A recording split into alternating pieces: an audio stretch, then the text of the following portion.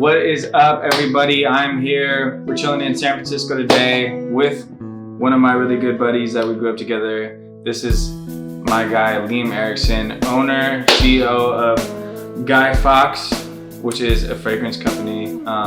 Really good buddy, grew up skateboarding together.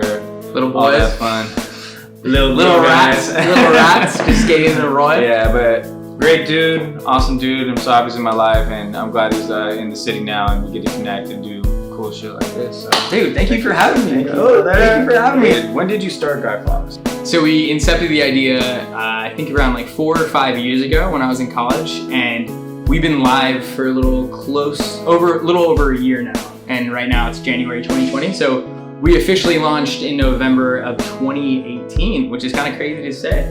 So why did you start the brand? Yeah, so a little background on Guy Fawkes. Our idea or our mission is to eliminate the exclusivity in the world of fragrance by focusing on premium quality, affordability, and convenience. In a non-pitched tone, what we're really doing is just making fragrances, aka colognes, candles, diffusers, just the world of fragrance a little more accessible to the common guy, like me, to you, to all our homies out there. I feel, my co-founder and I feel like there's a pretty big disconnect between why is this bottle of cologne from this name brand so expensive and what's actually in it and how to wear it and like the whole education piece. And I think that Guy Fawkes does a really great job of filling in those gaps and filling in that market demographic that typically has it on their counter in their bathroom or their ex-girlfriend gave it, but they don't really know anything behind that. And so we try to bridge that gap and alleviate it by making all those things readily accessible and easy and really informative and educational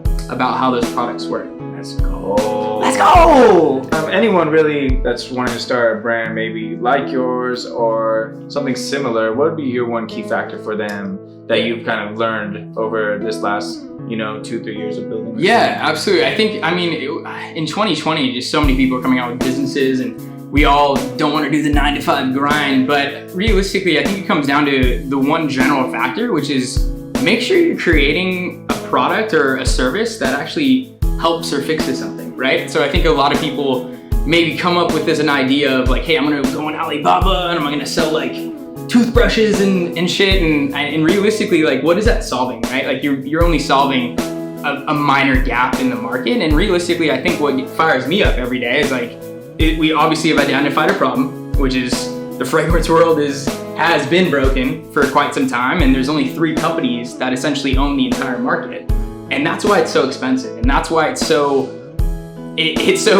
pretentious at times, right? Like you don't want to see that Calvin Klein ad of a naked dude, and you're like, all right, dude, I just want to smell good. Like it's not that serious, right? So like realistically, like that gets us motivated every single day. And so for any aspiring entrepreneur out there, and obviously, I mean, we're still in the starting phases of our business, so I'm not one to talk about massive success, to say the least, but just come up with something that you truly believe in, that you're passionate about, and that you're really fixing a problem, hopefully, right? Like, I can't stress that enough, because you waking up and doing this job every single day, and the hours are long, and no one's telling you what to do. Like, if you're not fired up by the idea and you only care about the money, it's certainly not something that you should be doing. So the passion behind the product and actually fixing something in the market, I think, is the most paramount problem, or the most paramount idea you should actually move forward with. So how long have you been in the city for? I've been in the city for 5 years. Nice.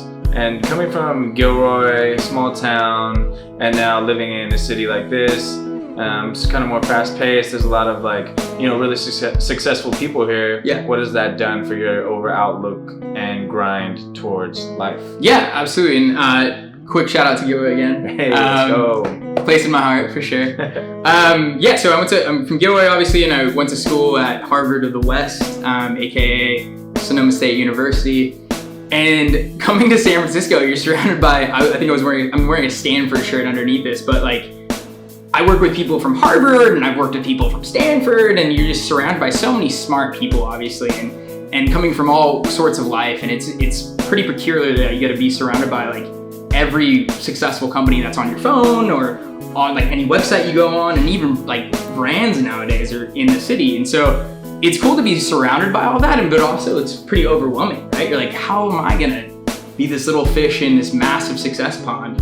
And how am I gonna stand out if I didn't come from really nothing, right? And so I think the beautiful thing about 2020 and aspiring entrepreneurs out there like yourself, it's like, it certainly doesn't matter where you're from.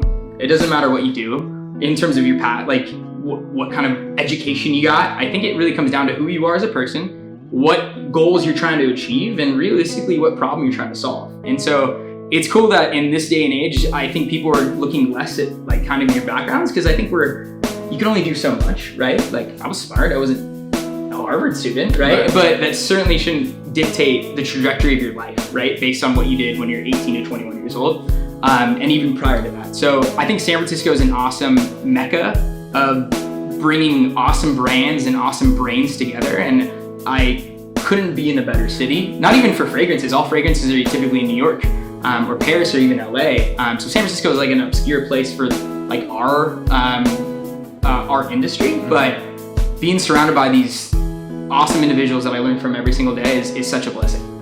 All right, we had fun chopping it up today. Thank you, my brother. Dude, absolutely, man. Thank you so much for having me. Of course, it was good chopping it up, talking about all the stuff with your brand. Make sure you follow my guy at Guy Fox on Instagram. Guy Fox Co on Instagram. Co. Do you have a website? We do, yeah. It's guyfox.com. All right. Yeah. AJ, thank you so much for having me, bro. It was an absolute pleasure. Let's go. Everyone, thanks for tuning in. Later.